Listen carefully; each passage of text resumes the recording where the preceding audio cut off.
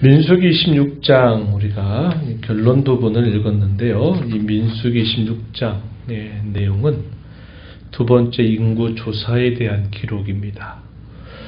민수기라고 하는 말이 지어지게 된 배경이 백성들의 수를 센다 하는 그 말로부터 성경의 이름이 지어졌습니다.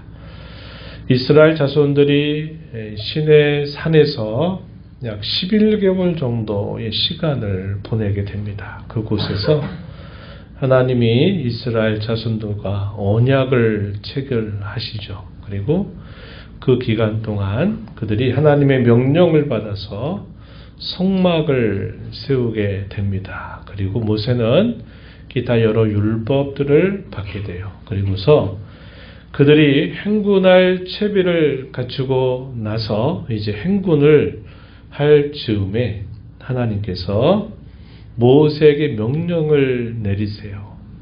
이제 하나님이 약속의 땅 가나안으로 행군에 가는 사람들을 세어보아라 하는 명령을 내리십니다. 20살 이상의 남자들, 전쟁에 나갔을 때 그 전쟁에서 싸울 수 있는 사람의 수를 세라, 이렇게 명령을 내리신 것입니다. 이 말씀은 민수기 1장 19절 20절 말씀에 소개가 돼요. 이게 첫 번째 인구 조사였습니다. 꽤 많은 시간이 흘렀어요. 그리고 전체 수를 지파별로 다 계수해서 보니까 몇 명이었던가, 민수기 1장 46절에 보니까 60만 3,550명 이렇게 계수가 되었습니다. 사람 수 센다는 게 참 쉽지 않은 일이죠. 그러나 그들이 시내산에 있었기 때문에 비교적 수월하게 셀 수 있었을 것입니다. 그러나 상당히 시간이 흘렀을 것이에요. 이게 첫 번째 인구조사에 대한 기록이고, 오늘 우리가 읽는 26장의 내용에서는 두 번째 인구조사에 대한 명령입니다. 역시 대상은 똑같아요. 20세 이상의 전쟁에 나가서 싸울 만한 남자의 수를 계수하여라 하는 명령을 하나님이 내리셔요. 이 내용은 26장 1절로부터 4절에 등장하고, 모세와 일르아살 이 두 사람이 이제 이런 모든 일들을 책임지고서 그 수를 세게 됩니다. 역시 이것도 적지 않은 시간이 흘러서 전체 인구수를 이제 기록해 준 말씀이 51절 말씀에 보면요, 60만 1,730명 이렇게 기록이 됩니다. 자, 우리 계산이 빠른 친구들 한번 세보세요. 얼마나 차이가 나는지. 몇 명 차이가 나요?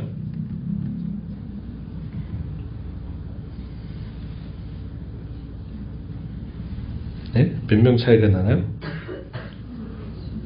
1820명, 네, 1820명 정도의 차이가 납니다. 적은 수는 아니에요. 그러나 전체 수에 비하게 되면 또 그렇다고 그 수가 많은 숫자도 아닙니다. 놀라운 일이죠. 왜냐하면 첫 번째 인구 조사했던 때와 두 번째 인구 조사했던 때는 많은 변화가 있었기 때문에 비슷한 수를 이렇게 계수하게 되었다 하는 것은 굉장히 깜짝 놀랄 만한 일이 되었다는 겁니다. 그런데 이 두 번째 계수하게 되는 이때까지 있었던 여러 가지 일들을 생각하면 이 결과는 더 놀라워요. 왜냐? 자연스럽게 사람이 죽고 태어나고 했던 것이 아니었다는 겁니다. 우리가 이제 그 내용들을 좀 주안점을 두고 생각을 해볼 텐데요. 어쨌든 첫 번째 인구조사와 두 번째 인구조사의 결과가 그러하고, 장정의 숫자가 한 1,820명 차이가 나죠. 거기에 이제 그 나이에 해당되지 않는 20세 이하의 남자들이나 또 여성들은 계수가 되지 않았습니다. 그렇죠? 그 인구 수를 보게 되면 여기 한 4-5배 정도 곱하는 수가 될 겁니다. 그래서 상당히 많은 숫자들이 이곳에 있었음을 우리가 확인할 수 있어요. 그렇다면 이 첫 번째 인구조사와 두 번째 인구조사 사이에 변하지 않는 것이 무엇인가 좀 비교를 해보면 사람의 수가 그렇게 전체로 봤을 때는 그렇게 큰 변화가 생기지 않았다 하는 면이 사소한 차이를 내고 있다 하는 면이 크게 변하지 않았다 하는 것을 우리가 확인하게 됩니다. 사람들은 많이 바뀌어 갔어요. 우리 오늘 읽은 말씀에 보니까 첫 번째 인구 조사 대상에 있었던 사람은 몇 명이었어요? 두 번째 인구 조사에 포함된 사람이 몇 명이었습니까? 네? 몇 명? 2명. 그 2명이 누구예요? 예, 여호수아와 갈렙. 이 2명은 첫 번째 인구 조사할 때도 새 진 사람이고 두 번째 인구 조사 때도 개수가 된 사람이었습니다. 나머지 모든 사람은 싹 바뀌어버리게 된 거예요. 그런데 그 숫자가 큰 차이를 벌이지 않았다 하는 것이 굉장히 놀랍다는 겁니다. 하나님께서 여전히 그 백성들, 사람은 변하지만 하나님이 그 백성들을 여전히 보존하고 또 그들을 돌보고 계시다 하는 사실들을 우리가 확인할 수 있는 대목이죠. 변한 것들 꽤 많습니다. 조금 전에 살펴본 것처럼 사람이 완전히 바뀌어버렸어요. 그죠? 완전히 바뀌었다. 완전한 세대 교체가 이루어졌다 하는 것이 변한 것 중에 아주 중요한 부분이고 장소도 변화가 있었습니다. 첫 번째 인구조사를 할 때는 시내 산, 시내 광야에서 인구조사를 개수했어요.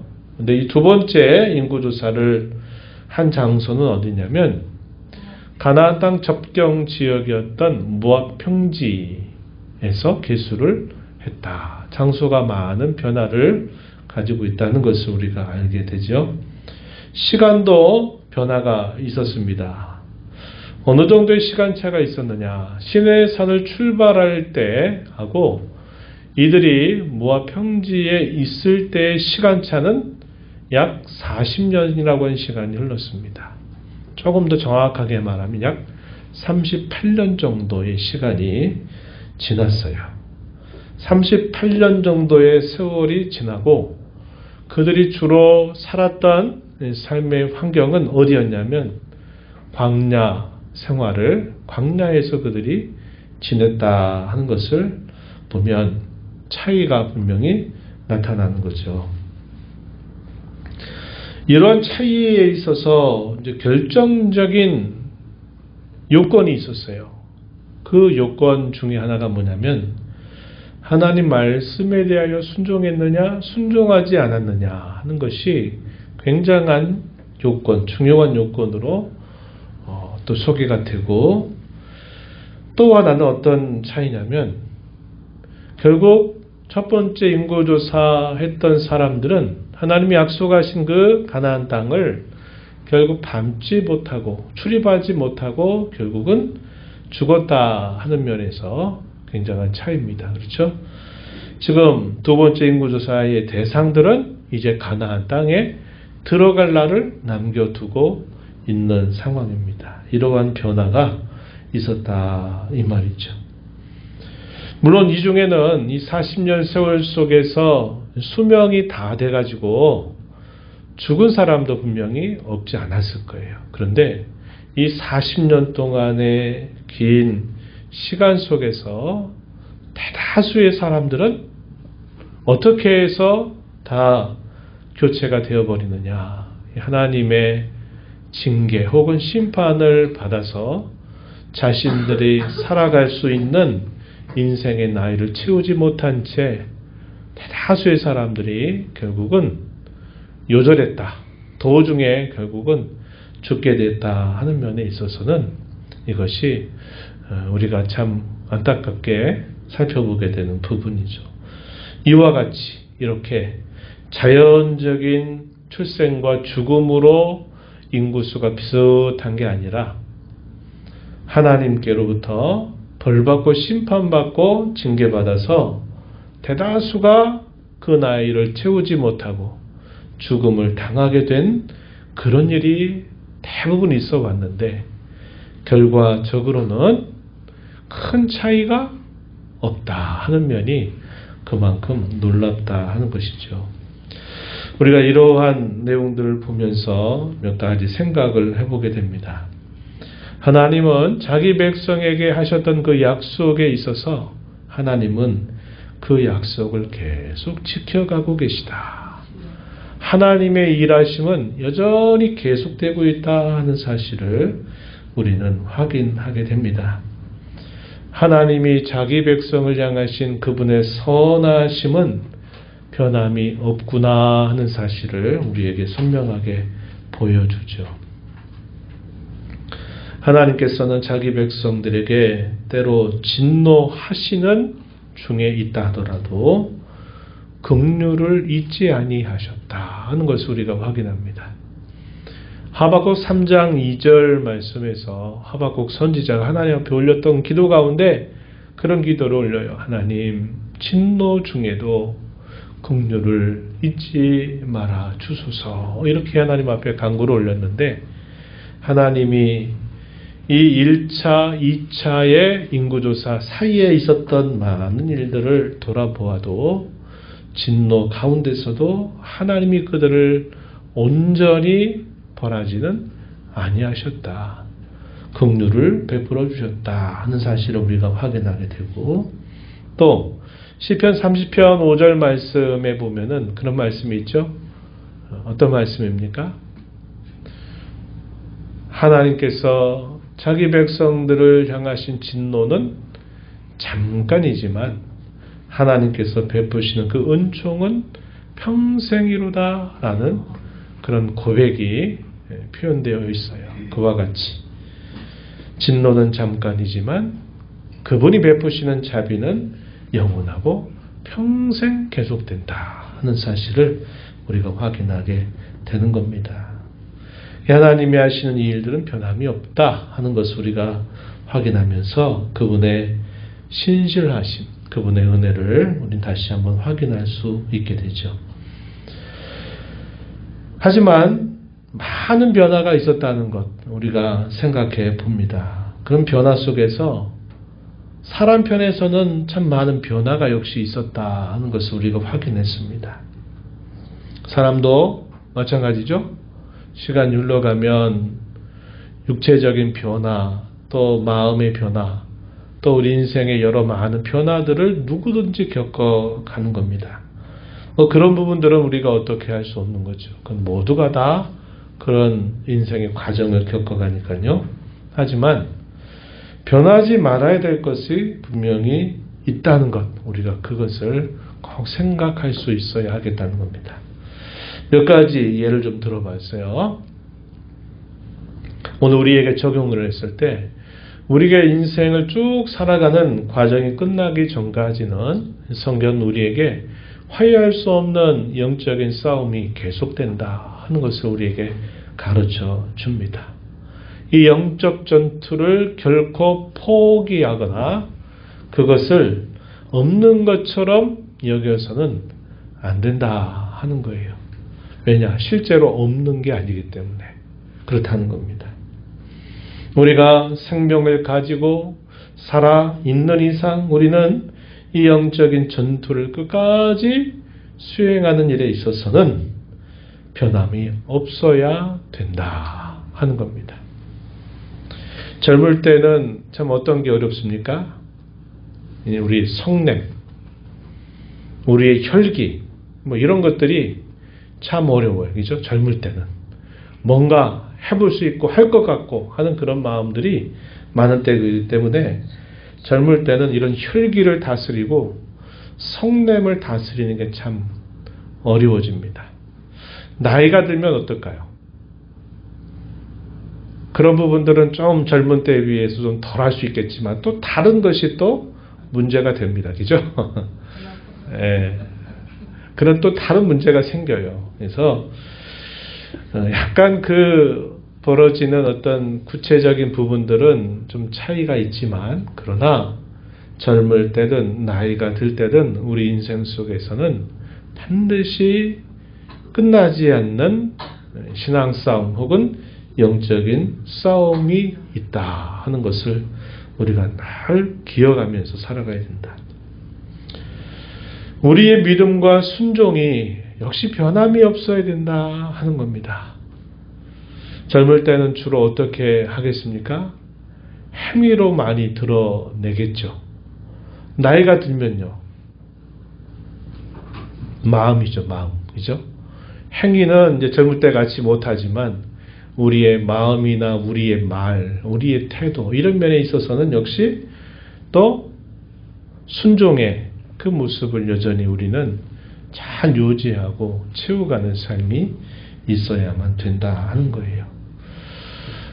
1세대와 2세대의 그 완전한 세대교체가 된 여러 원인들을 우리가 알고 있는 것처럼 결국은 끊임없는 이 신앙 싸움에서 그들이 결국 무너지게 되면서, 그리고 그들이 하나님을 믿는 그 일에 있어서 예전보다 못한 모습으로 그들이 결국 빠지게 되면서, 그들이 하나님께 대한 순종에 있어서 결국은 불순종으로 변화를 갖게 되면서 완전한 세대 교체가 이루어져 버렸던 것을 우리는 기억한다면, 우리의 인생의 겉모습은 변화하는 일에 있어서 누구나 똑같은 길을 걸어가지만, 그러나 우리가 옛 광야 세대가 실수했던 그런 면들은 우리가 늘 교훈과 경계로 삼아서 변치 않도록 우리가 늘 마음가짐을 새롭게 해야 되겠다 하는 것을 배우게 되죠. 첫 번째와 두 번째의 중요한 변화의 이 분기점이 어디에서 이루어졌어요? 광야 생활, 광야 40여 년 세월을 지나면서 결국 이런 큰 변화를 그들이 겪게 됐다는 것은 광야 생활이 그들에게 있어서는 참 많은 그런 실패를 경험하게 했던 그런 시간들이었다는 것을 우리가 알게 됩니다. 저와 여러분이 살아가는 삶을 믿지 않는 사람들조차도 우리의 인생을 마치 광야와 같다 이런 말을 하곤 합니다. 성경도 역시 이와 같이 우리에게 말하고 있어요. 이 광야와 같은 세상을 살다 보면 이 세상 속에서 수많은 분기점들을 만나게 됩니다. 한 번 만나고 지나가는 게 아니라 거듭 만나게 되죠. 돈 문제로 인해 가지고 분기점을 만나기도 하고, 건강상의 어려움을 만나서 분기점을 만나기도 하고, 우리의 살아가는 가족 가운데 어떤 변화가 생겨서 또 분기점을 맞기도 하고, 여러 다양한 이유들로 계속적으로 우리는 이 광야 같은 이 세상 가운데 살아가는 삶 속에서 수많은 변화의 분기점을 만나게 된다고 하는 겁니다. 이런 분기점들 가운데 우리가 어떻게 해야 되느냐? 잘 선택하고, 또 우리가 변하지 않도록 끊임없이 하나님을 의지하고 기도하고 도우심을 붙들고 살아가지 않으면 이 광야 가운데 일어나는 크고 작은 많은 일들, 또 끊임없이 만나는 그런 분기점들에서 결국은 넘어지게 될 수 있다 하는 것을 우리는 늘 기억하면서 살아야 하겠다는 겁니다. 그래서 변하는 것이 있지만 우리가 변치 말아야 될 것, 우리의 신앙의 관점으로 잘 세워서 하나님을 잘 섬겨가는 저와 여러분, 또 우리 다음 세대 모두가 되기를 진심으로 바랍니다.